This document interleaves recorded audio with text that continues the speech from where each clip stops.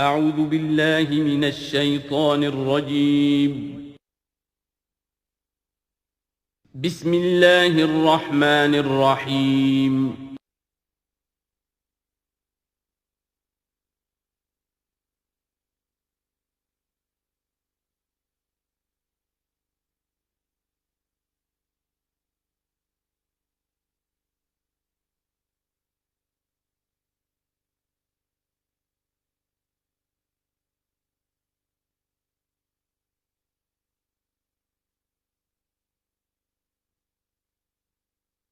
اعوذ باللہ من الشیطان الرجیم بسم اللہ الرحمن الرحیم ومن آیاتہ ان خلقکم من تراب ثم اذا انتم بشر تنتشرون ومن آیاتہ ان خلق لکم من انفسکم ازواجا لتسکنوا الیہا وجعل بینکم مودۃ ورحمۃ ان فی ذلک لآیات لقوم یتفکرون ومن آیاتہ خلق السماوات والارض واختلاف السنتکم والوانکم ان فی ذلک لآیات للعالمین صدق اللہ العظیم۔ سورہ نحل میں ہم نے دیکھا تھا کہ پہلے اللہ تعالیٰ کی خاص خلاقی کی علامات، اس کے خاص جو بھی اس نے تخلیق فرمایا ہے مختلف اعتبارات سے ان کی نشانیوں کا تذکرہ کر کے ان فی ذلک لآیہ، یہ ہم نے سورہ شعراء میں بھی دیکھا، لیکن وہ تاریخی اعتبار سے تھی نشانیاں، اور جو ہیں آفاقی انفسی آیات الہیہ ان کے حوالے سے سورۃ النحل میں یہاں مضمون وہی ہے، لیکن شروع میں کیا جا رہا ان من آیات ہی، بعد میں تذکرہ ہو رہا ہے اللہ تعالیٰ کی اس خلاقی یا خاص اس کی جو بھی رحمت کے مظاہر ہیں ان کا، اور اس کی آیات میں سے ہے کہ اس نے تمہیں پیدا کیا مٹی سے اور پھر تم انسان بن گئے ہو کہ جو زمین میں پھیلے ہوئے ہو۔ ومن آیات ہی، اس کی آیات ہی میں سے یہ ہے ان خلق لکم من انفسکم ازواجا، کہ تمہارے لیے تمہاری نوع ہی میں سے تمہاری بیویاں بنائی، جوڑے بنائے، لتسکنوا الیہا، تاکہ تم ان کی طرف سکون پکڑو، وجعل بینکم مودۃ ورحمۃ، اور یہ کہ تمہارے مابین ایک دوسرے کے لیے محبت اور رحمت پیدا کر دی۔ ان فی ذلک لآیات لقوم یتفکرون، یقیناً اس میں آیات ہیں ان لوگوں کے لیے جو غور و فکر کریں۔ ومن آیاتہ خلق السماوات والارض، اور اس کی آیات میں سے ہے آسمان اور زمین کی تخلیق، واختلاف السنتکم والوانکم، اور تمہاری زبانوں اور تمہاری رنگوں کا فرق، کتنی بولیاں ہیں، کتنی زبانیں دنیا میں ہیں جو لوگ بولتے ہیں، کتنے مختلف رنگ ہیں لوگوں کے، بہت سے زرد روح ہیں، کوئی سرخ روح ہیں، کوئی سیاہ فام ہیں، مختلف لوگوں کو اللہ نے پیدا کیا ہے۔ تو یہ جو تخلیق میں تنوع ہے یہ بھی اللہ تعالیٰ کی خلاقی کی ایک بڑی علامت ہے۔ ان فی ذلک لآیات للعالمین، یقیناً اس میں ان لوگوں کے لیے کہ جو علم رکھتے ہوں نشانیاں ہیں، آیات ہیں۔ ومن آیاتہ منامکم باللیل والنہار، اور یہ بھی اس کی نشانیوں میں سے ہے، اس کی حکمت اور اس کے علم کی نشانیوں میں سے ہے تمہارا سونا، رات کے وقت بھی اور دن میں بھی، دن میں بھی قیلولہ انسان کرتا ہے اور رات کے وقت سونا ہے۔ وابتغاؤکم من فضلہ، اور یہ کہ پھر بقیہ اوقات میں جو تم اس کا فضل تلاش کرتے ہو، اس کے لیے بھاگ دوڑ کرتے ہو، محنت کرتے ہو، پھر تمہاری معاشی جد و جہد ہے۔ ان فی ذلک لآیات لقوم یسمعون، یقیناً اس میں نشانیاں ہیں ان لوگوں کے لیے جو سنتے ہیں، یعنی جو دل سے کے کانوں سے سنتے ہیں۔ ایک ہے حیوانوں کی طرح کا سننا، ایک ہے انسانوں کی طرح کا سننا، دل سے سننا۔ ومن آیاتہ یریکم البرق خوفا وطمعا، اور یہ بھی اس کی نشانیوں میں سے ہے کہ وہ تمہیں دکھاتا ہے بجلی، جب بجلی کونتی ہے تو خوف کے ساتھ بھی اور لالچ کے ساتھ بھی۔ خوف بھی ہوتا ہے کوئی طوفان نہ ہو کہ جس سے کوئی تباہی آ جائے، لیکن لالچ بھی ہوتا ہے کہ بارش آئے، باران رحمت آ جائے، تو خوف و طمعا۔ وینزل من السماء ماء، اور پھر برساتا ہے وہ آسمان سے پانی، فیحیی بہ الارض بعد موتہا، پھر زندہ کرتا ہے اس کے ذریعے سے، پانی کے ذریعے سے زمین کو اس کے مردہ ہو جانے کے بعد۔ ان فی ذلک لآیات لقوم یعقلون، یقیناً اس میں نشانیاں ہیں ان لوگوں کے لیے جو عقل سے کام لیں۔ ومن آیاتہ ان تقوم السماء والارض بامرہ، یہ بھی اس کی نشانیوں میں سے ہے، اس کی قدرت ہے کہ آسمان اور زمین اس کے حکم سے قائم ہیں۔ یعنی یہ سارا جو اجرام سماویہ ہیں، یہ بڑے بڑے کرے ہیں، بڑے بڑے، آج جو ہمیں بتایا جاتا ہے کہ کتنے بڑے سائز کے، ہمارا سورج بیچارہ ان کے سامنے بہت ہی معمولی سی شے ہے، اتنے بڑے بڑے ستارے موجود ہیں، سٹارز موجود ہیں، ان سب کو اپنی اپنی جگہ پر اپنے اپنے مدار میں کس نے تھاما ہوا ہے؟ ثم اذا دعاکم دعوۃ من الارض، پھر جب وہ تمہیں پکارے گا، بس ایک ہی دفعہ کا پکارنا اس کا ہوگا، تم زمین سے اذا انتم تخرجون، تم نکل پڑو گے۔ یعنی اللہ تعالیٰ کی جو شان ہے یقول لہ کن فیکون، اسی طریقے سے اس وقت بھی اللہ کا بس ایک حکم کافی ہوگا۔ وَلَهُ مَن فِي السَّمَاوَاتِ وَالْأَرْضِ، اور جو کچھ بھی آسمانوں اور زمین میں ہے اسی کا ہے، اسی کی ملکیت ہے۔ كُلٌّ لَهُ قَانِتُونَ، سب اسی کے حکم کے تابع فرمان ہیں۔ وَهُوَ الَّذِي يَبْدَأُ الْخَلْقَ ثُمَّ يُعِيدُهُ، وہی ہے جو پہلے پیدا کرتا ہے، پہلی بار تخلیق فرماتا ہے، پھر اس کو دہراتا بھی ہے، یا دہرائے گا، تمہاری تخلیق دہرائے گا کہ دوبارہ تمہیں پیدا کرے گا۔ وَهُوَ أَهْوَنُ عَلَيْهِ، اور وہ اس پہ زیادہ آسان ہے، زیادہ ہلکا ہے۔ یہ بات پہلے بھی عرض کر چکا ہوں کہ قرآن یہ دلیل لاتا ہے کہ کسی بھی کام کو پہلی مرتبہ کرنا مشکل ہوتا ہے، دوسری مرتبہ کرنا آسان ہے۔ ایک مرتبہ کیا ہے، اس کی جو مشکلات ہیں اس کو اس نے حل کیا ہے، دیکھا ہے، یہ ہمارا تجربہ ہے۔ پہلی مرتبہ کوئی کام کرنا مشکل ہوتا ہے، دوسری مرتبہ وہی کام کرنا نسبتاً آسان ہے۔ لیکن تمہاری سوچ الٹی ہے، تم کہتے ہو اللہ کیسے پیدا کر دے گا دوبارہ؟ بھائی اس نے پیدا کیا تمہیں پہلے یا نہیں؟ یا تو یہ کہو کہ کوئی پیدا کرنے والا ہے ہی نہیں، وہ ایک علیحدہ بات ہو جائے گی۔ لیکن جیسا کہ آپ کو معلوم ہے کہ جو اہل عرب جو مخاطب اول تھے قرآن کے، وہ اللہ کے منکر نہیں تھے۔ ابھی ہم آیات پڑھ چکے ہیں، وَلَئِن سَأَلْتَهُم مَّن خَلَقَ السَّمَاوَاتِ وَالْأَرْضَ لَيَقُولُنَّ اللَّهُ، اگر آپ ان سے پوچھیں کہ کس نے پیدا کیا آسمان اور زمین، فوراً کہیں گے کہ اللہ نے پیدا کی۔ وہ اللہ کو خالق مانتے تھے۔ تو اللہ نے تمہیں پہلی مرتبہ اگر پیدا کیا ہے تو پھر دوسری مرتبہ تمہارا پیدا کرنا اس کے لیے بھاری کیوں ہو؟ وَهُوَ أَهْوَنُ عَلَيْهِ، بلکہ جو بھی اصول ہے اس کے مطابق تو اسے اس کے لیے زیادہ آسان ہونا چاہیے، اور ہے بالفعل وہ اس کے لیے آسان ہے۔ وَلَهُ الْمَثَلُ الْأَعْلَىٰ، اور اس کی بڑی بلند شانیں ہیں۔ اصل میں مثال کا لفظ استعمال ہوا، مثلا ان کی مثال، لیکن اللہ تعالیٰ کے لیے چونکہ کوئی مثال کا لفظ بھی استعمال کرنا زیادہ موضوع ہماری سمجھ میں نہیں ہے، تو اس کو ترجمہ بہتر ہے کہ شان، اس کی بہت بلند شان ہے۔ وَلَهُ الْمَثَلُ الْأَعْلَىٰ فِي السَّمَاوَاتِ وَالْأَرْضِ، آسمانوں اور زمین میں۔ وَهُوَ الْعَزِيزُ الْحَكِيمُ، اور یقیناً وہ زبردست ہے، کمال حکمت والا۔ ضرب لکم مثلا من انفسکم، وہ تمہارے لیے تمہارے ہی جیوں میں سے، تمہاری اپنی سوچ جو ہے اس کے حوالے سے ایک مثال بیان کرتا ہے۔ هل لکم مما ملکت ایمانکم من شرکاء فیما رزقناکم فانتم فیہ سواء، کیا تمہارے لیے جو تمہارے ملک یمین ہیں، غلام ہیں، لونیاں ہیں، کیا وہ شریک بھی بن جاتے ہیں تمہارے اس چیز میں کہ جو ہم نے تمہیں رزق دیا ہے؟ ظاہر بات ہے کہ غلام تو غلام رہے گا، وہ شریک تو نہیں ہوگا، وہ برابر کا حقدار اور اختیار تو نہیں رکھے گا۔ اس جو بھی آقا کا مال ہے اور ملکیت ہے اس میں اصل اختیار اور تصرف جو ہے آقا کا ہے۔ غلام تو جو بھی اس کو حکم دیا جاتا ہے وہ بجا جاتا ہے۔ فَأَنْتُمْ فِيهِ سَوَاءٌ، کیا یہ ہو سکتا ہے کہ تم اور تمہارے غلام جو ہیں، تمہارے ملک یمین، وہ برابر ہو جائیں اختیار میں، ملکیت میں؟ تخافون کخیفتکم، کیا تم ان کے بارے میں بھی اسی طریقے کی سوچ رکھتے ہو جیسے کہ اپنے بارے میں اندیشے ہوتے ہیں، ایسا نہ ہو جائے، ایسا نہ ہو جائے، اس کا بھی اہتمام کر لیا جائے، اس اندیشے کا بھی سدباب کر لیا جائے؟ کیا جتنی فکر تم اپنے بارے میں کرتے ہو، کیا اتنی ہی فکر اپنے ان غلاموں کے بارے میں بھی کرتے ہو؟ کخیفتکم انفسکم، کیا نگہداشت جو ہے جتنی اپنی کرتے ہو ان کی بھی کرتے ہو؟ کذالک نفصل الآیات لقوم یعقلون، اسی طرح ہم اپنی آیات کو واضح کر رہے ہیں، تفصیل بیان کر رہے ہیں ان لوگوں کے لیے جو عقل سے کام لیں۔ یعنی یہ کہ باقی جتنے بھی ہیں جن کو تم نے چھوٹے معبود مانا ہے، تم خود مانتے ہو چھوٹے معبود ہیں، اللہ بڑا معبود ہے، خالق حقیقی صرف وہ ہے، تو یہ کیسے برابر ہو جائیں گے؟ اور کیسے تم نے یہ سمجھ لیا ہے کہ ان کی سفارش جو ہے وہ بائنڈنگ ہو جائے گی اللہ پر، اور یہ تمہیں اللہ کی پکڑ سے بچا لیں گے؟ یہ تم نے جو تصور کیا ہے خود اپنے اوپر قیاس کرو، تو کیا تمہارے غلام جو ہے وہ تمہارے برابر ہو جاتے ہیں؟ تو جو کہ یہ جتنی بھی تم نے گھڑ لی ہیں معبود اپنے، یہ بھی سب مخلوق ہیں،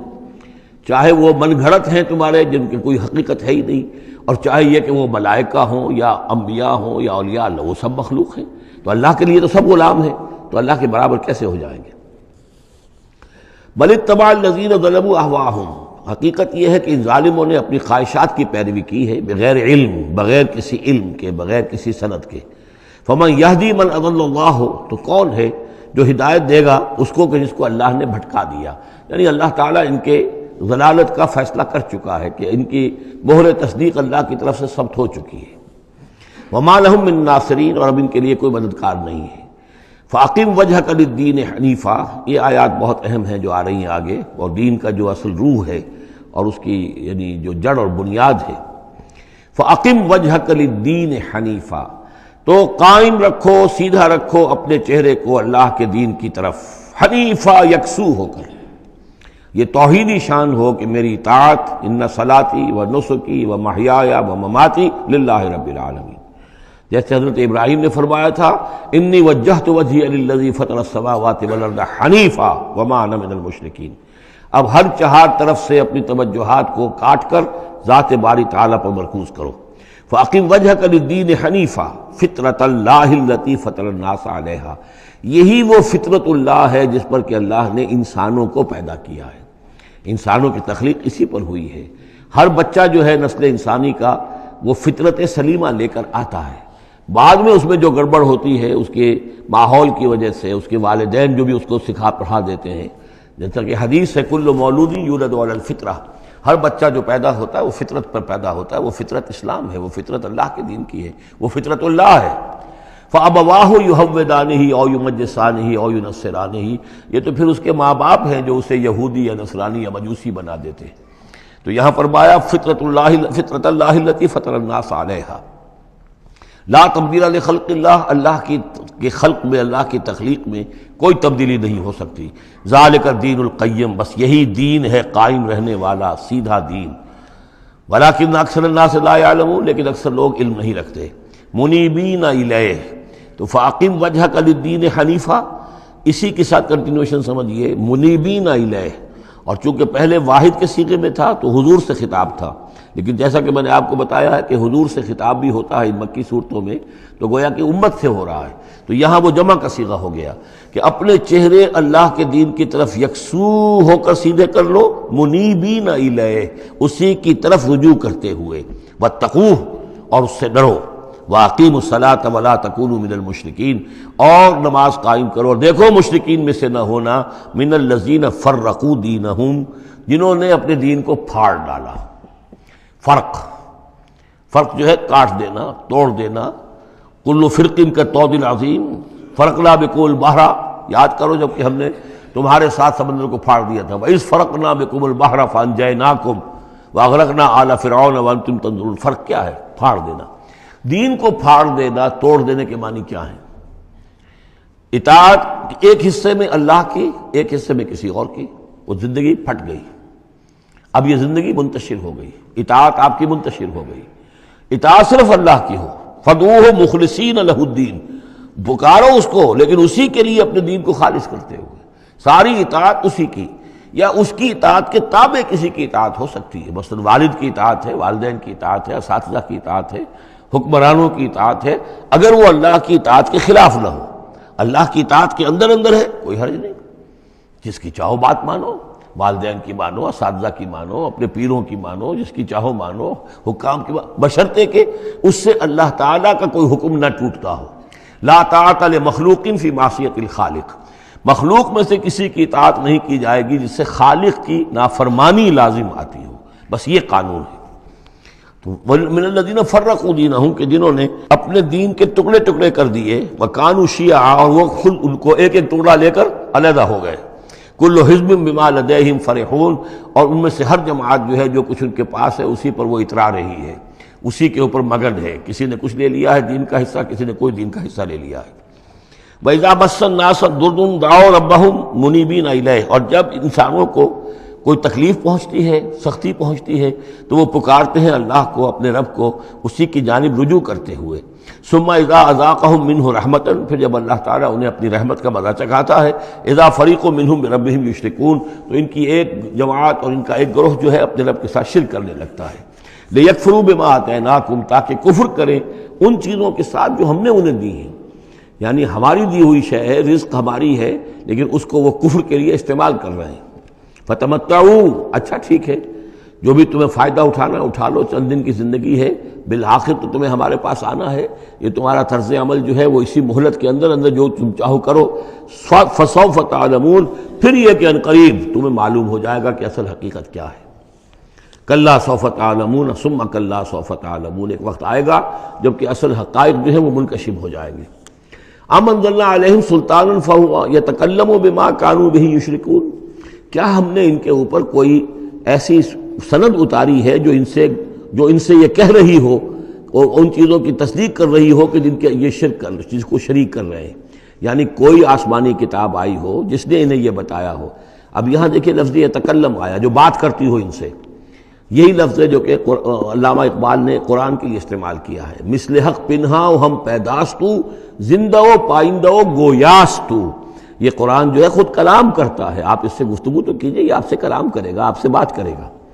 تو پوچھا گیا یہ کہ ام انزلنا علیہم سلطان فہو یتکلم بما کانوا بہ یشرکون، تو کیا ہم نے ان کے اوپر کچھ سند اتاری ہے جو ان سے گفتگو کرتی ہو، جس نے انہیں یہ بتایا ہو کہ یہ شرک کرو، یہ بھی اللہ کے ساتھ شریک ہے، اور یہ بھی اللہ کے ساتھ شریک ہے، اور یہ بھی اللہ کے ساتھ شریک ہے۔ وَإِذَا أَذَقْنَا النَّاسَ رَحْمَةً فَرِحُوا بِهَا، اور جب ہم لوگوں کو اپنی رحمت کا مزہ چکھاتے ہیں تو پھر وہ بڑے اتراتے ہیں، فخر کرتے ہیں، پھولے نہیں سماتے۔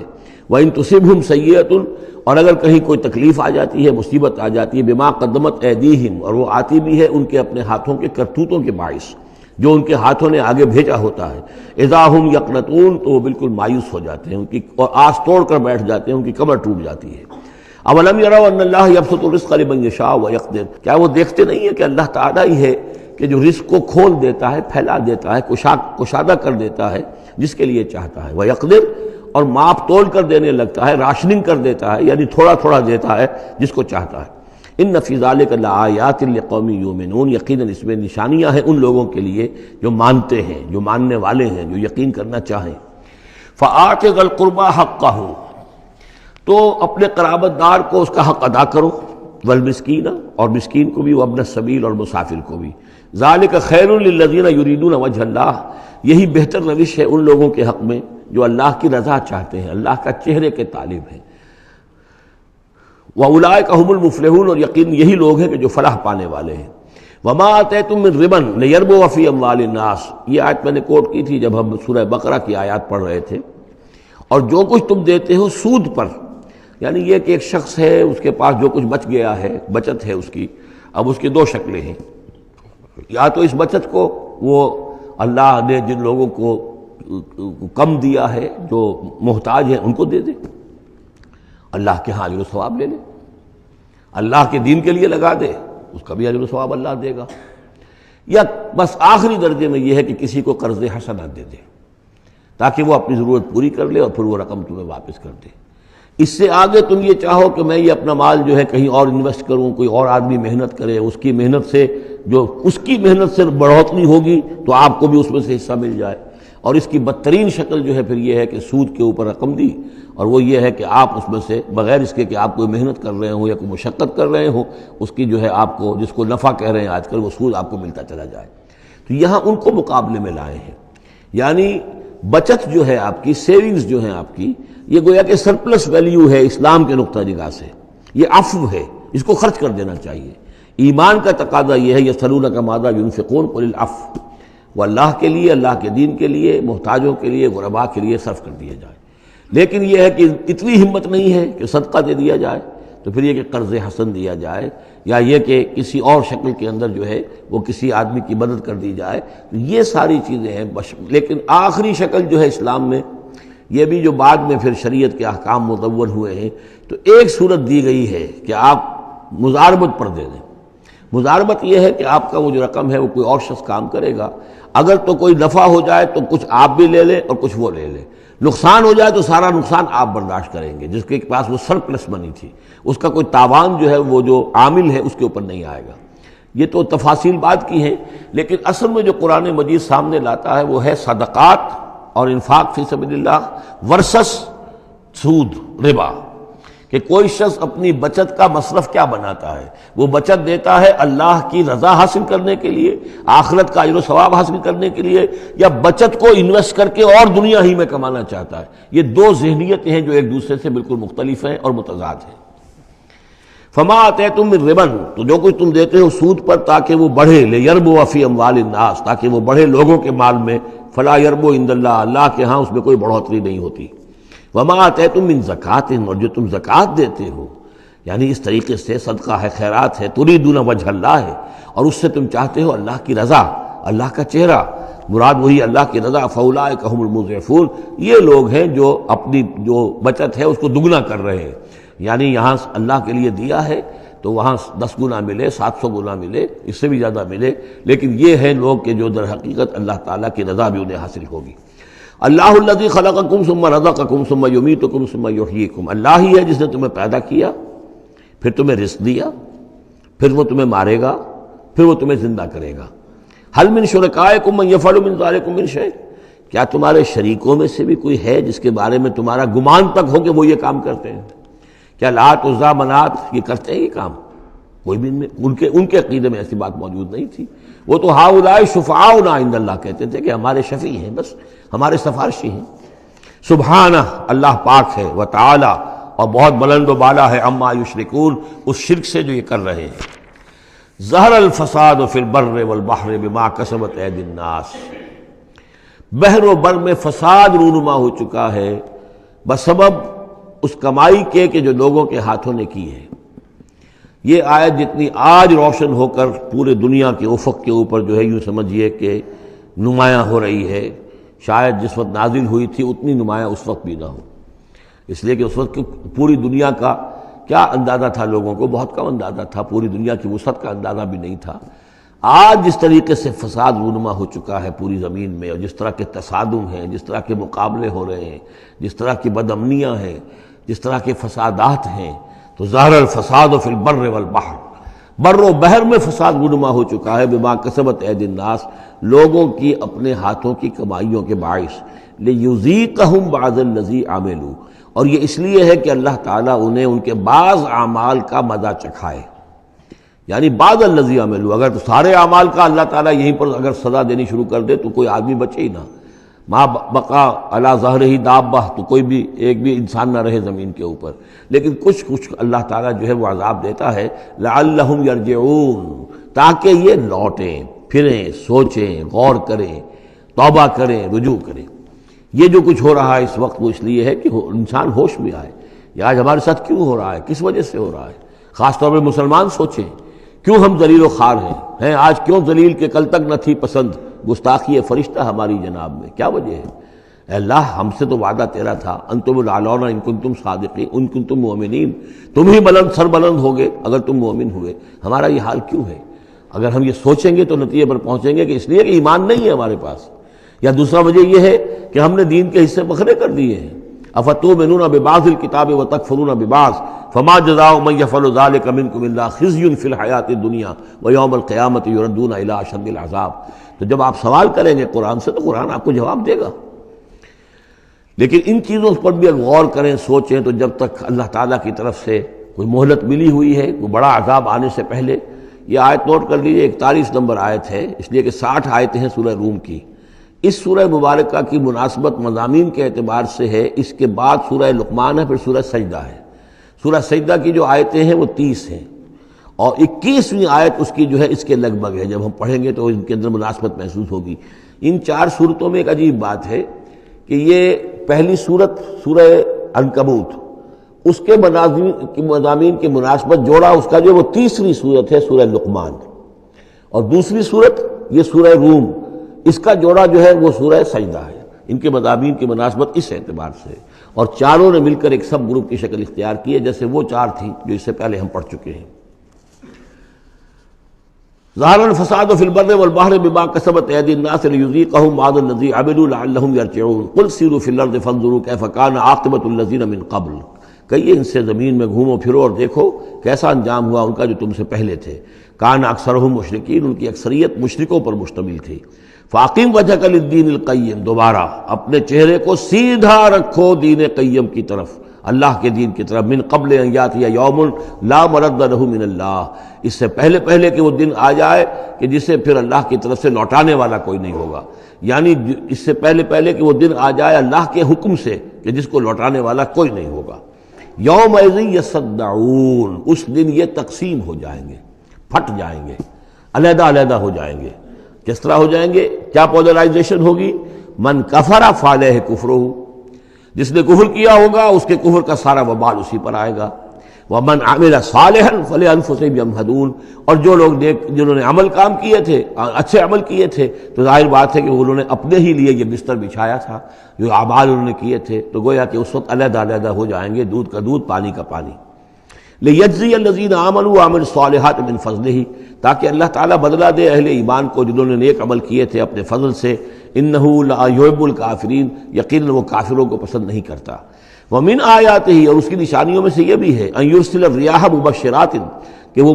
بھیجتا ہے ہواؤں کو جو بشارت لے کر آتی ہیں، ولیذیقکم من رحمتہ، اور تاکہ پھر وہ اپنی رحمت سے تمہیں وہ حصہ دے، تمہیں مزہ چکھائے تو اپنی رحمت کا، یعنی باران رحمت کا۔ ولتجری الفلک بامرہ، اور تاکہ سمندر کے اندر جو جہاز چلے اور کشتیاں چلیں وہ بھی اس کے حکم سے۔ ولتبتغوا من فضلہ، اور تاکہ ان کشتیوں پر سفر کر کے تم اللہ کا فضل تلاش کرو۔ ولعلکم تشکرون، اور تاکہ تم شکر کرو۔ وَلَقَدْ أَرْسَلْنَا مِن قَبْلِكَ رُسُلًا مِّنْ إِلَىٰ قَوْمِهِمْ، اور اے نبی آپ سے پہلے بھی ہم نے رسول بھیجے اپنی اپنی قوموں کی طرف۔ فَجَاءُوهُم بِالْبَيِّنَاتِ، تو وہ لے کر آئے ان کے پاس واضح نشانیاں، معجزات اور واضح تعلیمات۔ فَانْتَقَمْنَا مِنَ الَّذِينَ أَجْرَمُوا، پھر ہم نے انتقام لیا مجرموں سے۔ وَكَانَ حَقًّا عَلَيْنَا نَصْرُ الْمُؤْمِنِينَ، اور یہ تو ہمارے ذمے تھا کہ ہم اپنے اہل ایمان بندوں کی مدد کریں۔ یعنی یہی ہوا ہے، حضرت نوح اور ان کے ساتھی بچا لیے گئے، حضرت ہود اور ان کے ساتھی بچا لیے گئے، حضرت صالح اور ان کے ساتھی بچا لیے گئے۔ اللہ الذی یرسل الریاح فتثیر سحابا، اللہ ہی ہے کہ جو ہوائیں چلاتا ہے، فتثیر، پھر وہ ہوائیں جو ہیں اٹھاتی ہیں بادلوں کو، فیبسطہ فی السماء، پھر اللہ تعالیٰ ان بادلوں کو پھیلا دیتا ہے فضا کے اندر، کیف یشاء، جیسے بھی وہ چاہتا ہے۔ ویجعلہ کسفا، پھر ان کو کر دیتا ہے تہ برتہ، یہ مضمون پہلے بھی آ چکا ہے، پھر ان کو تہ برتہ کرتا ہے۔ فَتَرَى الْوَدْقَ يَخْرُجُ مِنْ خِلَالِهِ، تم دیکھتے ہو کہ بارش برستی ہے اور مہ برستا ہے ان کے درمیان سے۔ فَإِذَا أَصَابَ بِهِ مَن يَشَاءُ مِنْ عِبَادِهِ إِذَا هُمْ يَسْتَبْشِرُونَ، تو جب اللہ تعالیٰ اپنے بندوں میں سے کسی پر اس بارش کو برسا دیتا ہے اس کی زمین پر، تو وہ بڑے خوش ہوتے ہیں، شاداں فرحاں ہوتے ہیں، خوشیاں مناتے ہیں۔ وَإِنْ كَانُوا مِنْ قَبْلِ، اور اس سے پہلے اگرچہ وہ تھے، ان ينزل علیہم من قبل ہی، کہ اس سے پہلے کہ یہ ان پر بارش برسائی گئی ہوتی، لمبلسین، یقیناً بہت ہی نا امید تھے، یقیناً اس سے پہلے مایوس ہو چکے تھے کہ اچانک گھٹا آئی، بشارت آئی، بارش برسی، اب وہ خوش ہو گئے، خوشیاں منا رہے۔ یہ خاص طور پر جو بارانی زمینیں ہوتی ہیں وہاں کے لوگوں کو اصل میں ان چیزوں کا زیادہ تجربہ ہوتا ہے۔ عام طور پر جہاں آرٹیفیشل اریگیشن ہے تو وہاں یہ نیچرل فنومینا اور اس کے ساتھ یہ نفسیاتی کیفیات اتنی نہیں ہوتی جتنی کہ بارانی زمینوں میں ہوتی ہے۔ فانظر الی آثار رحمت اللہ، تو دیکھو اللہ کی اپنے اللہ کی رحمت کے جو آثار ہیں، نشانیاں ہیں، اس کو دیکھو۔ کیف یحیی الارض بعد موتہا، کیسے وہ زندہ کرتا ہے زمین کو اس کے مردہ ہو جانے کے بعد۔ ان ذالک لمحیی الموتیٰ، وہی ہے جو زندہ کرتا ہے، جو زندہ کرے گا مردوں کو۔ وہو علی کل شیء قدیر، اور یقیناً وہ ہر چیز پر قادر ہے۔ ولئن ارسلنا ریحا، اور اگر ہم بھیجیں کوئی ایسی ہوا، جھکڑ بھیج دیں اس کھیتی کے اوپر، وہ کھیتی کو تباہ و برباد کر دے، فراؤ مصفرا، اور دیکھے کہ وہ کھیتی تو پیلی پڑ گئی، زرد پڑ گئی، کوئی ایسا آ گیا، کوئی باد سرسر کا جھونکا آ گیا، کیا ہوا؟ فَلَظَلُّوا مِن بَعْدِهِ يَكْفُرُونَ، تو پھر وہ اس کے بعد جو ہے وہ پھر ناشکری کرنے لگتے ہیں اللہ کے جناب میں، کہ ہمارے اوپر تو اللہ کی کوئی رحمت کبھی ہوئی ہی نہیں، ہمارے لیے تو ہماری تو قسمت پھوٹی ہوئی ہے، اللہ تعالیٰ کی طرف سے ہمیں کبھی کوئی خیر ملا ہی نہیں۔ فَإِنَّكَ لَا تُسْمِعُ الْمَوْتَىٰ، تو اے نبی آپ نہیں سنا سکتے مردوں کو، وَلَا تُسْمِعُ الصُّمَّ الدُّعَاءَ اذا ولوا مدبرین، نہ ہی آپ ایسے بہرے لوگوں کو سنا سکتے ہیں اپنی پکار اور اپنی دعوت کہ جو پیٹھ موڑ کر بھی چلے گئے ہوں۔ یعنی بہرا جو ہے اگر آپ کے آمنے سامنے رو در رو ہے تو کم سے کم اشاروں کے نائوں میں کوئی بات اسے سمجھائی جائے، لیکن یہ لوگ جو ہیں یہ تو ایسے بہرے ہیں کہ جو ساتھ ہی پیٹھ موڑ کر چل بھی دیے ہیں، لہذا اب کوئی شکل نہیں ہے کہ آپ اپنی دعوت اور جو بھی ابلاغ و تبلیغ ہے اس کا ان کے اوپر کوئی اثر پیدا کر سکیں۔ وَمَا أَنْتَ بِهَادِ الْعُمْيِ عَنْ ضَلَالَتِهِمْ، اسی طرح آپ اندھوں کو ان کی گمراہی اور ان کی ضلالت سے، بھٹکنے سے آپ بچا نہیں سکتے، ہدایت نہیں دے سکتے۔ ان تسمع الا من یؤمن، آپ نہیں سنا سکتے مگر انہی کو جو مانتے ہیں، بے آیاتنا، ہماری آیات کو، فہم مسلمون، بس وہ ہماری فرما برداری اختیار کرتے ہیں۔ اللہ الذی خلقکم من ضعف، وہ اللہ ہی ہے جس نے تمہیں بنایا کمزوری سے، یعنی جب تم پیدا ہوتے ہو تو بہت کمزور ہوتے ہو، ثم جعل من بعد ضعف قوۃ، پھر تمہاری اس کمزوری کے بعد اللہ تعالیٰ تمہیں قوت عطا فرماتا ہے، جوانی آتی ہے، آدمی کڑیل جوان بنتا ہے، پھر اس کی ثم جعل من بعد قوت ضعفا، پھر قوت کے بعد پھر ضعف آ جاتا ہے، پھر یہ ادھیڑ عمر ہوئی اور قوا کے اندر جو ہے اضمحلال پیدا ہونا شروع ہوا، پھر بڑھاپا آ گیا، وشیبہ، اور پھر یہ کہ سفید بال ہو جاتے ہیں۔ یخلق ما یشاء، اللہ تعالیٰ پیدا کرتا ہے، تخلیق فرماتا ہے جو چاہتا ہے، وہو العلیم القدیر، اور یقیناً وہ سب کچھ جاننے والا اور ہر شے پر قدرت رکھنے والا ہے۔ وَيَوْمَ تَقُومُ السَّاعَةُ يُقْسِمُ الْمُجْرِمُونَ، اور جس دن قیامت قائم ہوگی قسمیں کھائیں گے یہ مجرم، ما لبثوا غیر ساعۃ، نہیں رہے وہ سوائے ایک گھنٹے کے، ایک گھڑی کے، بس ایک گھڑی رہے دنیا میں اور یا اس عالم برزخ میں، اس سے زیادہ نہیں۔ کذالک کانوا یؤفکون، جس طرح اس وقت ان کے جو ہے ہوش ٹھکانے نہیں ہوں گے، اسی طرح وہ دنیا میں بھی اچک لیے جاتے تھے، یعنی حقیقت کو نہیں سمجھتے تھے، حقیقت کو نہ تسلیم کرتے تھے نہ مانتے تھے۔ وقال الذین اوتوا العلم، اور کہیں گے وہ لوگ کہ جن کو کہ علم حاصل تھا، جو صاحب شعور تھے، والایمان، اور جن کو ایمان حاصل تھا، لقد لبثتم فی کتاب اللہ الی یوم البعث، اے بدبختو تم رہے ہو اللہ کے حساب اور اللہ کی کتاب کے مطابق یوم بعث تک۔ یہ سارا تم ایک گھنٹہ جسے کہہ رہے ہو یہ عالم برزخ تھا، بڑا طویل برزخ کا عالم تھا۔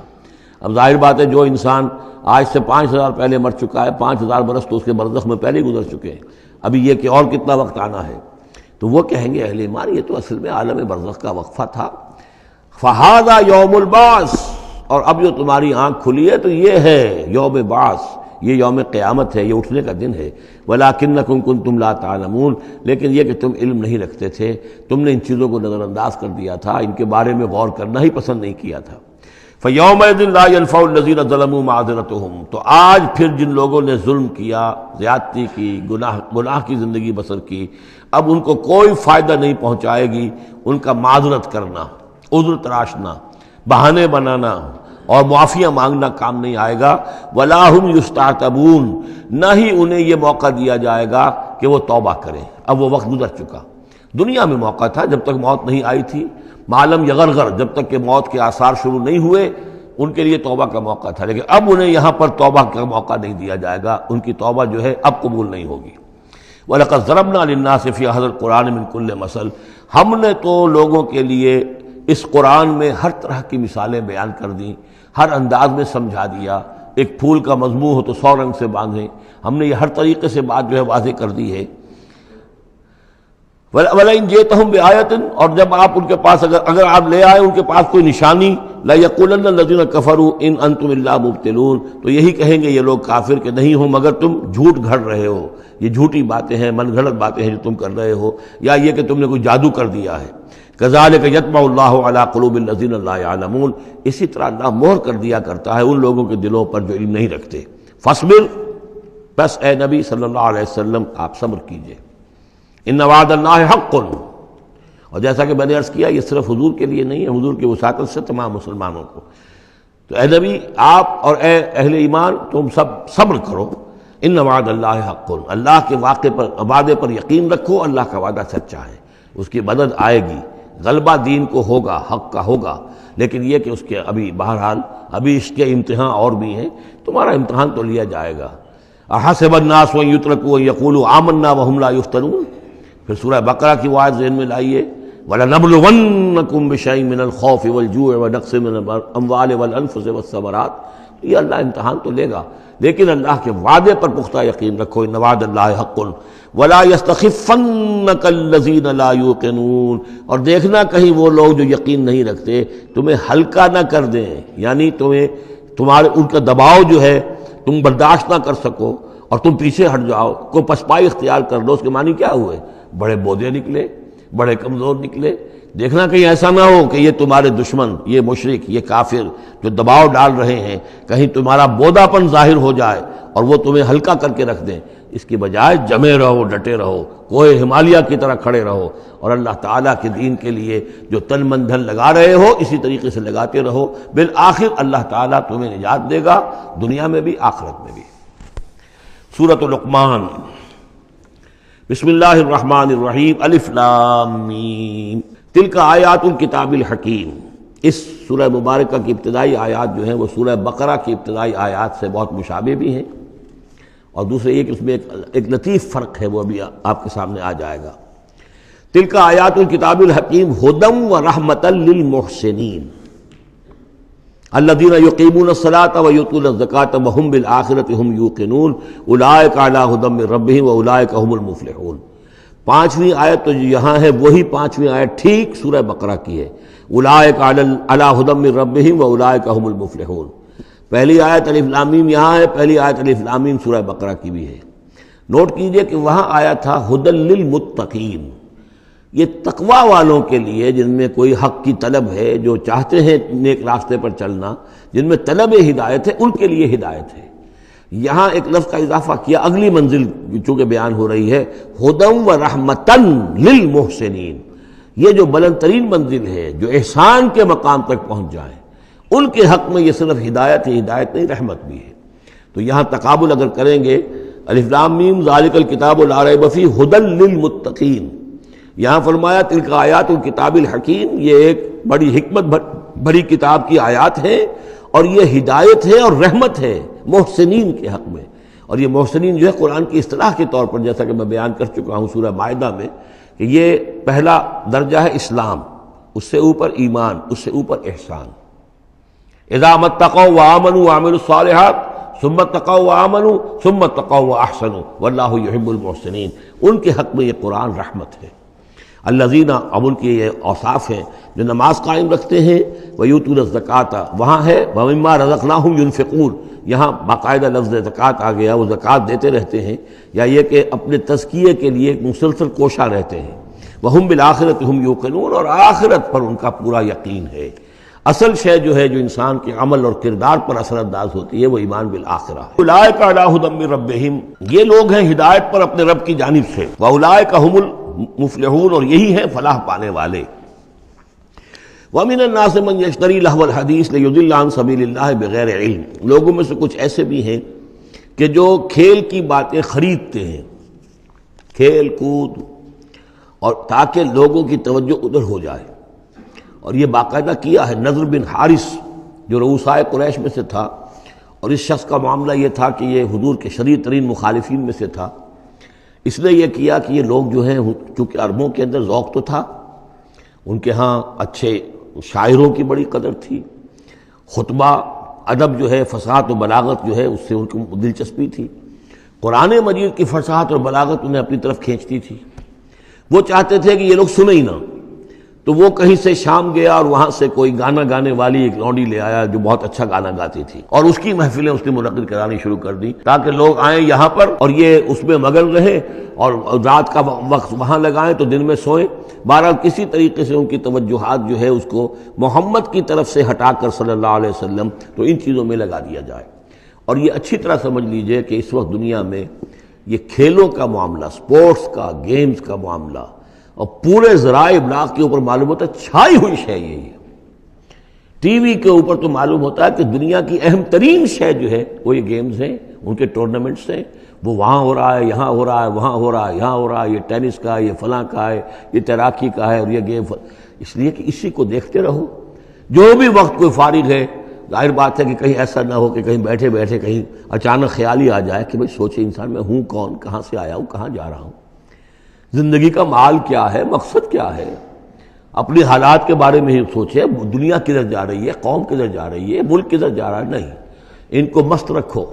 وہ اقبال نے تو کہا تھا کہ ابلیس نے یہ کہا اپنے کارندوں سے کہ مست رکھو ذکر و فکر صبح گاہی میں اسے، اور پختہ تر کر دو مزاج خانقاہی میں اسے۔ اس سے اگلی بات ہے کہ جو آج دنیا کے ابلیسوں نے جو ایجاد کی ہے، کہ یہ کھیل کود، اسی طریقے سے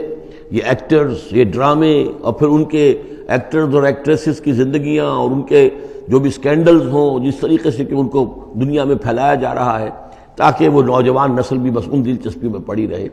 تو یہ ہے اصل میں وہ فلسفہ۔ وَمِنَ النَّاسِ مَن يَشْتَرِي لَهْوَ الْحَدِيثِ، کھیل کود کی چیزیں خریدتے ہیں وہ لوگ، لِيُضِلَّ عَن سَبِيلِ اللَّهِ، تاکہ اللہ کے راستے سے گمراہ کریں، بغیر علم، بغیر علم کے۔ وَيَتَّخِذَهَا هُزُوًا، اور اللہ تعالیٰ کا جو معاملہ ہے اس کو یہ ہنسی ٹھٹا بنا دیں۔ اولئک لہم عذاب مہین، یہ وہ لوگ ہیں کہ جن کے لیے اہانت آمیز عذاب ہے۔ وَإِذَا تُتْلَىٰ عَلَيْهِ آیاتنا وَلَّىٰ مُسْتَكْبِرًا، اور جب اسے سنائی جاتی ہیں ہماری آیات تو وہ واللہ اپنی قبر پیٹھ موڑ کر چل دیتا ہے مستقبرا استکبار کرتے ہوئے کأن لم یسمعھا جیسے کہ اس نے سنی ہی نہیں، کأن فی اذنیہ وقرا گویا کہ اس کے کانوں میں کوئی ثقل ہے، بوجھ ہے، اس نے سنا ہی نہیں کیا محمد نے سنایا ہے۔ فبشرہ بعذاب علیم، یہ سارا جو ہے یہ اس نضر بن حارث کے لیے یہ آیات نازل ہوئی ہیں۔ تو اے نبی اس شخص کو دردناک عذاب کا آپ کی بشارت دے دیجیے۔ ان الذین آمنوا وعملوا الصالحات لہم جنات النعیم، یقیناً وہ لوگ جو ایمان لائے اور جنہوں نے نیک عمل کیے ان کے لیے نعمتوں بھرے باغات ہیں، خالدین فیہا، جس میں وہ ہمیشہ ہمیشہ رہیں گے۔ وعد اللہ حقا، یہ اللہ کا وعدہ ہے جو سچا ہے، پختہ ہے، اٹل ہے، حتمی ہے، یقینی ہے۔ وہو العزیز الحکیم، اور وہ زبردست ہے، حکمت والا۔ خلق السماوات بغیر عمد ترونہا، اس نے آسمان بنا دیے بغیر ستونوں کے جو تمہیں نظر آتے ہوں۔ وَأَلْقَىٰ فِي الْأَرْضِ رَوَاسِيَ أَن تَمِيدَ بِكُمْ، اور اس نے زمین میں ایسے لنگر ڈال دیے ہیں کہ تمہیں لے کر ایک طرف کو لڑک نہ جائے، جھک نہ جائے۔ وَبَثَّ فِيهَا مِن كُلِّ دَابَّةٍ، اور اس میں ہر طرح کے جانور جو ہے پھیلا دیے ہیں۔ وَأَنزَلْنَا مِنَ السَّمَاءِ مَاءً، اور اس نے اتارا ہے آسمان سے پانی۔ فَأَنبَتْنَا فِيهَا مِن كُلِّ زَوْجٍ كَرِيمٍ، اور اس میں ہر طرح کے جو ہے جوڑے نباتات کے اس نے پیدا کر دیے ہیں، ہر طرح کے۔ آپ کو معلوم ہے کہ ان کی بھی فیملیز ہوتی ہیں، یہ سٹرس فیملی ہے اور یہ فلاں فیملی ہے، اس طریقے سے اللہ تعالیٰ نے ان کے بھی خاندان بنائے ہوئے۔ ھذا خلق اللہ فارونی ماذا خلق الذین من دونہ، یہ تو ہے اللہ کی تخلیق، تم بھی مانتے ہو کہ اللہ نے بنایا، پھر ذرا مجھے دکھاؤ کیا چیز بنائی ہے انہوں نے جو اس کے سوا معبود تم نے بنا لیے ہیں۔ بل الظالمون فی ضلال مبین، ظاہر ہے کہ ایسے ان کے عقیدے میں بھی یہ بات نہیں تھی۔ یہ دوسری بات ہے کہ وہ متوجہ نہیں ہوتے تھے، جو کچھ کر رہے ہیں اس کا کبھی تجزیہ نہیں کرتے تھے، لیکن یہ ہے کہ یہ ظالم جو ہے یہ کھلی گمراہی میں پڑے ہوئے ہیں۔ اب جو دوسرا رکوع آ رہا ہے سورہ مبارکہ کا، یہ ہمارے اس منتخب نصاب کا ایک اہم درس ہے، اور یہ منتخب نصاب کا پہلا حصہ ہے جو جامع اسباق، سورۃ العصر، پھر آیت البر، تیسرا سبق یہ ہے، اس لیے کہ اس میں بھی وہ انسان کی نجات کے لیے جو چیزیں لازم ہیں وہ سب کی سب ان کا ایک اسکیلیٹن سمجھیے، اس کا جو ہے ایک خاکہ جو ہے، بلو پرنٹ اس کے اندر بھی آ گیا ہے۔ اور یہ اصل میں ایک ایسے شخص کی مثال ہے جو نہ خود نبی تھے نہ کسی نبی کے پیروکار تھے، لیکن وہی جو بات میں نے بارہا آپ سے عرض کی ہے کہ سلیم الطبع انسان، سلیم الفطرت انسان، اور سلیم العقل انسان، فطرت کج نہ ہوئی ہو، پرورٹڈ نہ ہو، اور انسان کی عقل جو ہے اس کے اوپر پردے نہ پڑ گئے ہوں، تو انسان کچھ حقائق تک خود پہنچ جائے گا چاہے کسی نبی کی دعوت اس تک نہ پہنچی ہو۔ وہ مقام کیا ہے کہ وہ پہچان لے گا کہ اس کائنات کا ایک خالق ہے، وہ اکیلا ہے، وہی اس کا مدبر ہے، وہی چلا رہا ہے، وہ تمام صفات کمال سے بتمام کمال متصف ہے۔ پھر یہ کہ اس نے جو ہمیں پیدا کیا ہے تو زندگی صرف یہ زندگی نہیں ہے بلکہ کوئی اور زندگی بھی ہوگی، اس کے پاس لوٹنا بھی ہوگا، ہم اس کی طرف جائیں گے اور پھر ہمیں اپنے اعمال کا محاسبہ وہاں پر فیس کرنا ہوگا اور جزا و سزا ہوگی۔ یہاں تک انسان پہنچ سکتا ہے، یعنی ایمان ابھی نہ کہیے، ایمان تو تصدیق کو کہتے ہیں، ایمان کا لفظ تو ہوتا ہے جبکہ نبی کی دعوت کی تصدیق کی جائے تو لفظ ایمان ہے، لیکن یوں سمجھیے کہ معرفت یا حکمت، معرفت اور حکمت کے یہ دو سٹیشنز ایسے ہیں کہ جس تک انسان پہنچ جاتا ہے بغیر وحی کے رہنمائی کے، اگر اس کی فطرت سلیم ہے، اس کی عقل سلیم ہے۔ اس کے بعد وہ سوال کرتا ہے، یہی میں نے سورہ فاتحہ میں آپ کو بتایا تھا کہ سورہ فاتحہ دعا ہے، لیکن کس شخص کی دعا ہے؟ عام آدمی کی دعا نہیں ہے، وہ ہمیں تلقین تو کی گئی ہے، نماز میں ہم وہی پڑھتے ہیں، لیکن اس میں پیش نظر کیا ہے کہ ایک شخص جو اپنی سلامتی طبع، سلامتی فطرت، سلامتی عقل سے یہاں تک تو پہنچ گیا کہ الحمدللہ رب العالمین الرحمن الرحیم مالک یوم الدین ایاک نعبد، یہاں تک تو وہ پہنچ گیا ہے۔ اے رب پھر تیری ہی بندگی کرنی چاہیے، تیری ہی مرضی پر چلنا چاہیے، لیکن تیری مرضی کس شے میں ہے یہ ہمیں معلوم نہیں، تو کس چیز سے راضی ہوتا ہے، کس سے ناراض ہوتا ہے یہ ہمیں معلوم نہیں، تیری بندگی کیسے کریں یہ ہمیں معلوم نہیں۔ تو اس سے آگے پھر ہے وہ جو اہدنا الصراط المستقیم، ایاک نعبد و ایاک نستعین اہدنا الصراط المستقیم۔ تو ایسی ایک شخصیت تھی حضرت لقمان کی، جہاں تک روایات ہیں ان سے معلوم ہوتا ہے کہ یہ حبشی النسل تھے۔ نوبیا ایک جگہ ہے کہ جو سوڈان اور یوں سمجھیے کہ مصر کے تقریباً درمیان یا سرحد پر ہے، وہاں یہ رہتے تھے اور کارپینٹر تھے، لیکن یہ کہ اللہ تعالیٰ ذہانت جس کو بھی چاہے دے دے، لیکن ان کے اندر اللہ تعالیٰ نے وہ ذہانت بھی دی تھی، اور وہ سلامتی فکر، سلامتی عقل، سلامتی فطرت، سلامتی قلب، اس کے نتیجے میں وہ اس چیز تک پہنچ گئے تھے، توحید تک، اور اس کے ساتھ ہی یہ ہے کہ اعمال انسان کے جو ہیں وہ ضائع جانے والے نہیں ہیں، ان کا کوئی نہ کوئی بدلہ مل کر رہے گا۔ باقی یہ کہ جو چیزیں وہی سے معلوم ہوتی ہیں، جنت دوزخ، وہ تو ان کے تذکرہ نہیں ملے گا اس کے اندر، جو چیزیں، اور کسی رسول کا تذکرہ بھی نہیں ملے گا، اس لیے کہ وہ کسی رسول کے امتی ہوتے تو تذکرہ کرتے۔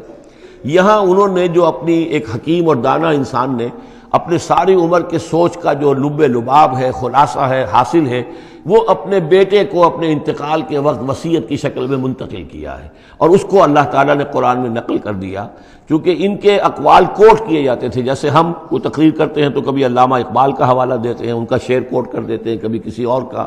تو یہ بھی اصل میں عرب میں خطباء اور شعراء جانتے تھے کہ یہ لقمان جو ہیں یہ بہت ہی حکیم اور دانا انسان تھے، اور ان کے اقوال جو ہیں کوٹ کیے جاتے تھے اشعار میں بھی اور خطبات میں بھی۔ تو اللہ نے بتایا کہ دیکھو یہ لقمان بھی جو اپنی سلامتی طبع اور سلامتی فکر کی وجہ سے جہاں تک پہنچا، وہ وہی اصول ہے کہ جن کی طرف محمد تمہیں دعوت دے رہے ہیں صلی اللہ علیہ وسلم۔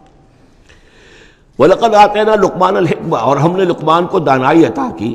دانائی کا نتیجہ کیا تھا؟ انشکر للہ، کہ شکر کرو اللہ کا۔ دانائی کا تقاضا، فطرت کی سلامتی کا تقاضا کیا ہے؟ جو بھی آپ کے ساتھ بھلائی کرے اس کے لیے ایک احسان مندی کے جذبات آپ میں پیدا ہونے چاہیے۔ اگر نہیں ہو رہا ہے تو فطرت جو ہے پرورٹڈ ہے، بس ہو گئی، جو بھی بھلائی کرے۔ اور عقل کا تقاضا کیا ہے کہ اصل جو ہے منعم اس کو پہچان لیا جائے، اور وہ اللہ ہے۔ تو نتیجہ کیا نکلے گا؟ وہ سلامتی طبع جمع سلامتی عقل، تو اللہ کو پہچان لیا جائے اور کہا جائے الحمدللہ، جہاں سے قرآن مجید شروع ہوتا ہے۔ انشکر للہ، کہ شکر کرو اللہ کا۔ ومن یشکر فانما یشکر لنفسہ، جو کوئی بھی شکر کرتا ہے تو وہ شکر کرتا ہے اپنے ہی بھلے کے لیے، اپنے ہی فائدے کے لیے۔ ومن کفر فان اللہ غنی حمید، اور جو کفران نعمت کرتا ہے، ناشکری کرتا ہے، تو اللہ تو غنی اور حمید ہے۔ وَإِذْ قَالَ لُقْمَانُ لِابْنِهِ، اب یہاں سے حضرت لقمان کی وہ نصیحتیں ہیں جو انہوں نے اپنے بیٹے کو کی ہیں، یہاں مذکور نہیں ہے، لیکن مراد یہی ہے کہ انتقال کے وقت،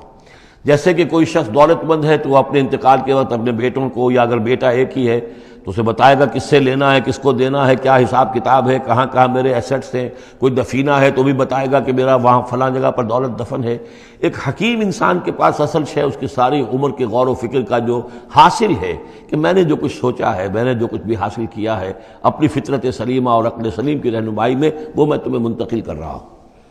وَإِذْ قَالَ لُقْمَانُ لِابْنِهِ وَهُوَ يَعِظُهُ، یاد کرو جب کہ کہا لقمان نے اپنے بیٹے سے اور وہ اسے نصیحت کر رہے تھے،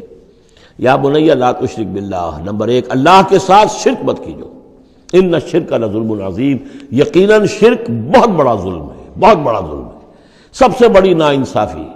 عربی زبان میں ظلم کہتے ہیں وضع الشیء فی غیر محلہ، کسی شے کو ہٹا کر اس کی اصل مقام سے ہٹا کر کہیں اور رکھ دینا، یہ ظلم ہے۔ اللہ خالق ہے تنہا، باقی سب مخلوق ہے، اب آپ نے مخلوق میں سے کسی کو اللہ کے برابر کر دیا، یا اللہ کو کسی اعتبار سے گرا کر مخلوق کی صف میں لا کے کھڑا کر دیا، تو اس سے بڑا شرک، اس سے بڑی ظلم، اس سے بڑی ناانصافی، اس سے بڑا ظلم کوئی نہیں۔ وَإِذْ قَالَ لُقْمَانُ لِابْنِهِ وَهُوَ يَعِظُهُ يَا بُنَيَّ لَا تُشْرِكْ بِاللَّهِ إِنَّ الشِّرْكَ لَظُلْمٌ عَظِيمٌ، اور اس کے بعد فوراً ہی اللہ تعالیٰ نے اپنی طرف سے ایک بات ایڈ کی ہے۔ یہ چوتھا مقام آ گیا ہے کہ جہاں اللہ کے حق کے فوراً بعد والدین کا حق۔ ظاہر بات ہے کہ حضرت لقمان کو یہ بات کچھ یعنی مناسب نہیں معلوم ہوئی کہ وہ اپنا حق بھی بیان کریں، لہذا اس کی تکمیل کر دی ہے اللہ تعالیٰ نے۔ وَوَصَّيْنَا الْإِنسَانَ بِوَالِدَيْهِ، اور ہم نے وصیت کی انسان کو اس کے والدین کے بارے میں، اور والدین میں سے بھی خاص طور پر والدہ، اس لیے کہ زیادہ مشقت وہ جھیلتی ہے، زیادہ تکلیفیں بچوں کی پرورش میں ماں کو برداشت کرنی پڑتی ہیں۔ وَوَصَّيْنَا الْإِنسَانَ بِوَالِدَيْهِ حَمَلَتْهُ أُمُّهُ وَهْنًا عَلَى وَهْنٍ، اسے اٹھائے رکھا، وہ جو حمل ہے اس کے اپنے جسم کے اندر اٹھائے رکھا اس نے اس کو، وہنن علی وہنن، کمزوری پر کمزوری جھیل کر، وفصالہ فی عامین، پھر اس کا دودھ چھڑانا ہوا 2 سال میں سے، پھر یہ کہ پہلے 9 مہینے تو جونک کی طرح اس کے جسم کے اندر خون چوستا رہا، اور اس کے بعد پھر جو ہے دودھ اس کا جو ہے پیا ہے، تو وہ بھی اس کی توانائیاں اور اس کی قوت ہی ہے کہ جو دودھ کی شکل میں اس کے لیے غذا بنی ہے۔ انشکر لی ولوالدیک، کہ شکر کرو میرا اور اپنے والدین کا، الی المصیر، اور میری طرف تم کو لوٹ کر آنا ہے۔ اب دیکھیے جیسے میں نے وہاں عرض کیا تھا کہ سورہ عنکبوت میں اور اس میں بڑی مناسبت ہے ان دو میں، وہ مضمون اب یہاں بھی آ رہا ہے کہ اگر یہ 2 حق ٹکرا جائیں، ایک حق اللہ کا ہے شرک نہ کیا جائے، ایک حق والدین کے ساتھ حسن سلوک ہے، اب یہ ٹکرا گئے، والدین کہہ رہے ہیں شرک کرو، اب کیا کریں؟ وَإِن جَاهَدَاكَ عَلَىٰ أَن تُشْرِكَ بِي مَا لَيْسَ لَكَ بِهِ عِلْمٌ، اگر وہ تم سے جہاد کریں، تم پر دباؤ ڈالیں، تم سے لڑیں، تم سے جھگڑیں اور تمہیں مجبور کریں کہ تم شریک کرو اور شرک کرو میرے ساتھ ایسی چیز کا کہ جس کا تمہارے پاس کوئی علم نہیں ہے، فَلَا تُطِعْهُمَا، تم کا کہنا مت مانو۔ وہاں پر بھی یہ مضمون آ چکا، یہاں دوبارہ آ گیا کہ ان کے حقوق ایک حد تک ہیں، اس سے آگے بڑھ کر وہ اللہ کے حقوق پر ڈاکہ ڈالنے لگے۔ بازی بازی بارش بابا ہم بازی، ان کے حقوق اللہ کے حقوق کے برابر نہیں ہو سکتے، ان کے حقوق اللہ کے حقوق سے فائق نہیں ہو سکتے، اس کے نیچے نیچے ہیں۔ تو شرک نہیں، البتہ یہاں یہ ذہن میں رکھیے کہ شرک صرف بت پرستی کو نہیں کہتے، لا تشرک، شرک کی کوئی قسم بھی ہو۔ اب اللہ کے کسی ایک حکم کو اگر والدین کہتے ہیں توڑو، اس کا کیا مطلب ہے؟ یہ شرک کا حکم دے رہے ہیں؟ اس لیے کہ آپ نے والدین کے کہنے پر اللہ کے حکم کی خلاف ورزی کی، اس کا مطلب ہے کہ آپ نے مطاع اور معبود والدین کو بنا لیا۔ نفس کے کہنے پر آپ حرام کے اندر منہ مار رہے ہیں تو آپ کا جو حرام جو دولت ہے وہ آپ کا معبود ہے، اور آپ کا نفس آپ کا معبود ہے۔ ارأیت من اتخذ الہہ ہواہ، کیا تم نے دیکھا اس شخص کو جس نے اپنی خواہش نفس کو اپنا معبود بنا لیا؟ تو شرک کا مفہوم جو ہے اس کا پورا وسیع مفہوم، اور جیسا کہ اس سے پہلے بھی تذکرہ ہو چکا ہے، اس پر الحمدللہ کہ میں نے تقریباً 20 سال پرانی بات ہے یہ، کہ میں نے اقسام حقیقت و اقسام شرک پر 6 گھنٹے کے کیسٹس جو ہیں میرے وہ ریکارڈڈ ہیں اور موجود ہیں۔ تو اس حوالے سے اس کو یہ نہیں سمجھنا چاہیے کہ شرک سے مراد صرف بت پرستی ہے۔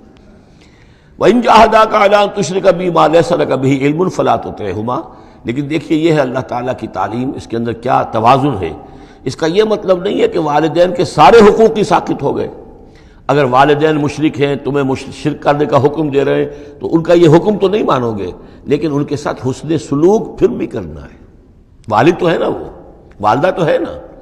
وَصَاحِبْهُمَا فِي الدُّنْيَا مَعْرُوفًا، دنیا میں ان کے ساتھ رہو بہتر انداز میں، صحیح انداز میں خدمت ان کی کرو، اگر انہیں ضرورت ہے تو اپنا مال ان پر خرچ کرو۔ اس کے اندر یہ نہیں ہوگا کہ سارے حقوق ساقط ہو گئے، اب انہیں گالیاں دینی شروع کر دو یا ان کو جو ہے ستانا شروع کر دو، نہیں۔ لیکن اگر وہ اللہ کے حکم کے خلاف کوئی حکم دیتے تو مت مانو۔ وَاتَّبِعْ سَبِيلَ مَنْ أَنَابَ إِلَيَّ، اور پیروی کرو اس شخص کے راستے کی کہ جو میری طرف اپنا رخ کر چکا ہے۔ یعنی والدین کا اتباع نہیں ہے، والدین کی اطاعت نہیں ہے، والدین کے ساتھ حسن سلوک ہے۔ اطاعت ہوگی اگر اللہ کی اطاعت کے مطابق، اس کے دائرے کے اندر تو اطاعت بھی ہوگی، لیکن بالفعل اور آزادانہ کوئی اطاعت نہیں والدین کی۔ کہیں بھی قرآن مجید میں نہیں آیا اپنے والدین کی اطاعت کرو۔ کیا حکم دیا گیا؟ حسن سلوک، نیک سلوک، ان کی ضرورت، ان کی خبر گیری ہے، ان کی خدمت ہے، ان کی ضروریات کا لحاظ رکھنا، اس کا حکم ہے۔ باقی پیروی کرو اس شخص کی جس نے اپنا رخ میری طرف کر لیا ہے، وہ کوئی بھی ہے۔ پہلے انبیاء ہوتے تھے، انبیاء کی پیروی کرو، اب انبیاء نہیں ہیں، انبیاء کے خادم ہیں۔ انبیاء کی امتوں میں جو شخص بھی اٹھا ہے دین کی دعوت لے کر، جس نے اپنا رخ کر لیا ہے، جس نے کہا میں چل رہا ہوں اللہ کے راستے میں، کون میرا ساتھی بنتا ہے، تو پیروی کرو اس کی۔ وَاتَّبِعْ سَبِيلَ مَنْ أَنَابَ إِلَيَّ، پیروی کرو اس شخص کے راستے کی جس نے اپنا رخ میری طرف کر لیا ہے۔ ثُمَّ إِلَيَّ مَرْجِعُكُمْ، پھر میری ہی طرف تم سب کا لوٹنا ہے۔ والدین بھی یہیں آ جائیں گے میرے پاس، تم بھی آ جاؤ گے۔ فَأُنَبِّئُكُم بِمَا كُنتُمْ تَعْمَلُونَ، پھر میں تمہیں جتلا دوں گا جو کچھ کہ تم کرتے رہے تھے۔ اب یہاں بیچ میں جو آگے اللہ کی طرف سے آگے آئی، حضرت لقمان کی نصیحت صرف ابھی ایک آئی تھی، یا بنی لا تشرک باللہ ان الشرک لظلم عظیم، اے میرے بچے شرک مت کرنا اللہ کے ساتھ، اس لیے کہ شرک جو ہے بہت بڑا ظلم ہے، بہت بڑی ناانصافی ہے۔ دوسری وصیت ان کی کیا ہے؟ یا بنی انہا ان تک مثقال حبۃ من خردل فتکن فی صخرۃ او فی السماوات او فی الارض یأت بها اللہ ان اللہ لطیف خبیر۔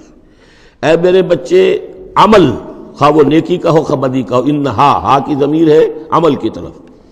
عمل خواہ ایک رائی کے دانے کے ہم وزن ہو۔ اب یہ سب سے چھوٹی چیز، رائی کا دانہ، فتیلہ، نقیرہ، یہ 3 چیزیں آتی ہیں قرآن مجید میں عام طور پر چھوٹی شے کے لیے،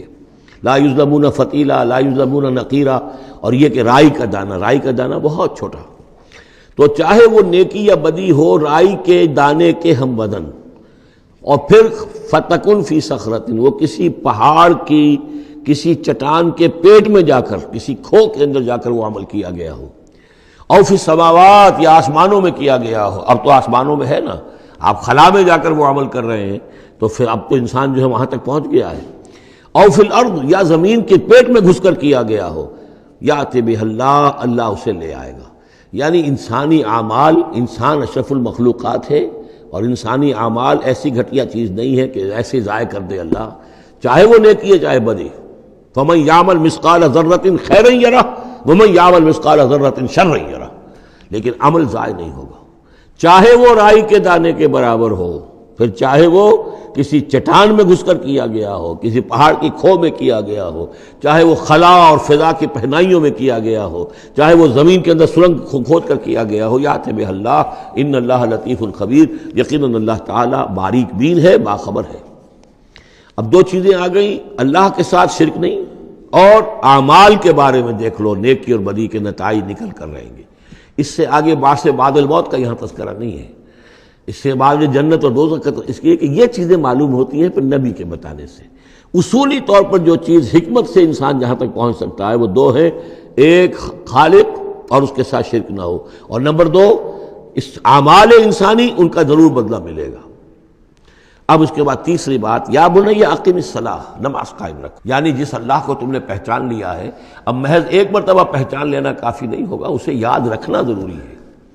ورنہ شیطان تمہیں ورغلائے گا، تمہیں ادھر ادھر سے جو ہے تمہارا نفس تمہیں غلط راستے پر ڈال دے گا، جب تک کہ یہ ایمان باللہ مستحضر نہ رہے ذہن کے اندر۔ اور ایمان باللہ کو مستحضر رکھنے کے لیے ذکر ہے جو ہم پڑھ چکے ہیں، اتل ما اوحی الیک من الکتاب واقم الصلاۃ ان الصلاۃ تنہی عن الفحشاء والمنکر۔ لہذا اب نماز کون سی تھی وہ ہم نہیں جانتے، لیکن کوئی ذریعہ ایسا ہونا چاہیے کہ تم اللہ کو یاد کیا کرو۔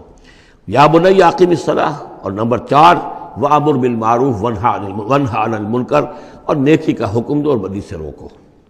یہ بھی تمہاری ذمہ داریوں میں سے ہے، یہ بھی انسان کی، یوں سمجھیے کہ اس کی انسانیت، اس کی شرافت، اس کی مروت کا تقاضا ہے کہ وہ اپنے جو ابنائے نو ہیں،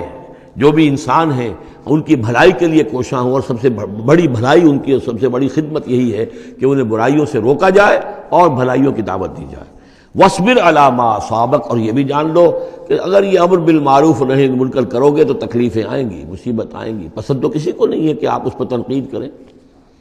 اگر آپ کسی بچے کو بھی سڑک پر کھیل رہا ہو، گلی میں کھیل رہا ہو، اگر آپ اس سے کہہ دیں کہ بیٹے یہ کوئی کرکٹ کھیلنے کی جگہ نہیں ہے، کسی کی گاڑی کا شیشہ توڑو گے تم، تو آپ دیکھ لیجئے پھر کیا آپ کا وہ اس کو کیا جواب دے گا آپ کو۔ اسی لیے آپ بولتے ہی نہیں ہیں کہ اپنی عزت لے کر وہاں سے نکل جائیں۔ تو کسی کو بھی نصیحت پسند نہیں ہے، حق کڑوا ہے، لہذا آپ اگر حق کہنا ہے اور نصیحت کرنی ہے تو پھر تیار رہو کہ وہ ممکن ہے تمہیں پلٹ کر گالی دے دے، وہ کہے کہ تم پہلے ذرا اپنے دامن کو دیکھو تمہارے کتنے دھبے ہیں۔ اب جو بھی ہو برداشت کرو، اور اگر کوئی بڑی بات ہے، اگر فرعون کے سامنے جا کر حق کہو گے تو وہ تو کہے گا کہ میں تمہیں جیل میں ڈالوں گا۔ تو اس طریقے سے یہ وَاصْبِرْ عَلَىٰ مَا أَصَابَكَ، پھر جو شے بھی تم پر آئے اس پر صبر کرو، إِنَّ ذَلِكَ مِنْ عَزْمِ الْأُمُورِ، یقیناً یہ چیزیں ہیں جو بڑی ہمت کے کاموں میں سے۔ گویا کہ وہ چاروں چیزیں اس میں آ گئیں، وَالْعَصْرِ إِنَّ الْإِنسَانَ لَفِي خُسْرٍ إِلَّا الَّذِينَ آمَنُوا وَعَمِلُوا الصَّالِحَاتِ وَتَوَاصَوْا بِالْحَقِّ وَتَوَاصَوْا بِالصَّبْرِ۔ یہاں اصطلاحات ذرا علیحدہ ہو گئی، تواصی کے بجائے امر بالمعروف نہی عن المنکر آ گیا، صبر جو کا تو ہے، باقی ایمان اور وہ تمام چیزیں، اعمال صالحہ میں سے نماز آ گئی، والدین کے ساتھ حسن سلوک آ گیا۔ آخری دو آیتیں ہیں وَلَا تُصَعِّرْ خَدَّكَ لِلنَّاسِ، اور دیکھو اپنے گالوں کو پھلا کر مت رکھو لوگوں کے سامنے، یعنی تکبر اور غرور، اس انداز میں رہنا۔ وَلَا تَمْشِ فِي الْأَرْضِ مَرَحًا، اور تم زمین میں اکڑ کر نہ چلو۔ ان اللہ لا يحب كل مختال فخور، یقیناً اللہ تعالیٰ کو جو اکڑنے والے ہیں، اور یہ مختال بنا ہے خیل سے، خیل کہتے ہیں گھوڑے کو، گھوڑے کی چال میں ایک تمکنت ہوتی ہے، تو جب انسان بھی بڑی تمکنت کے ساتھ چلتا ہے تو وہ گویا کہ اختیال بن گیا۔ لا يحب كل مختال فخور، شیخی خورے، فخر کرنے والے، اکڑنے والے اللہ کو پسند نہیں ہے۔ یہ مضمون سورہ بنی اسرائیل میں بھی آ چکا ہے۔ وَلَا تَمْشِ فِي الْأَرْضِ مَرَحًا إِنَّكَ لَن تَخْرِقَ الْأَرْضَ وَلَن تَبْلُغَ الْجِبَالَ طُولًا، تم کتنا ہی پاؤں مار کر چلو ہماری زمین کو پھاڑ نہیں سکتے، اور کتنی گردن اکڑا لو، اونچے ہو جاؤ، سینہ تان لو اور اوپر ترا بھی چڑھا لو، لیکن یہ کہ تم پہاڑوں کی اونچائی تک نہیں پہنچ سکتے۔ آخری بات فرمائی وَاقْصِدْ فِي مَشْيِكَ، اپنی چال میں میانہ روی اختیار کرو۔ یہ میانہ روی ہر اعتبار سے، چال میں بھی، خرچ میں بھی، والذین اذا انفقوا لم یسرفوا ولم یقتروا وکان بین ذلک قواما، یہ ایک میچور شخصیت کا کہ اس کے اندر ہر اعتبار سے معلوم توازن ہو، انتہا پسندی کسی بھی اعتبار سے نہ ہو۔ واقصد فی مشیک واغضض من صوتک، اور اپنی آواز کو پست رکھو۔ اس کا مطلب کیا ہے کہ کہیں کوئی آرگومنٹ ہے کہ جھگڑا ہو گیا ہے تو آواز کو بلند کرنے کی کوشش نہ کرو، بات اپنی کرو، عام طور پر یہ ہوتا ہے کہ جب آدمی دیکھتا ہے کہ میری دلیل تو کمزور پڑ گئی تو پھر وہ اپنی آواز کی والیوم بڑھا کر کوشش کرتا ہے کہ کمپنسیٹ کرے کہ دلیل عقلی اعتبار سے تو کمزور ہے لیکن میری آواز جو ہے وہ اس کے اندر وزن پیدا کر دے. ولا وغضض من صوتک، اور دیکھو ان انکر الاصوات لصوت الحمیر، آواز جو گدھے کی ہوتی ہے وہ ڈھیچو ڈھیچو جب کرتا ہے تو بلند تو وہ بہت ہوتی ہے لیکن کس قدر ناپسندیدہ آواز ہے، کتنی ناپسندیدہ آواز ہے. تو آواز کی بلندی کوئی حسن نہیں ہے، اصل تو یہ شے ہے کہ آپ جو بات کہیں وہ وزنی ہو، وہ دلیل کے ساتھ ہو اور وہ آپ اپنی بات کو منوا سکیں اس کے حوالے سے. تو یہ ہے 8 آیات پر مشتمل جو رکوع ہے، یہ دوسرا رکوع سورہ مبارکہ کا، یہ ہمارے اس منتخب نصاب کا تیسرا سبق ہے. بارک اللہ لی و لکم فی القرآن العظیم ونفعنی وإیاکم بالآیات والذکر الحکیم.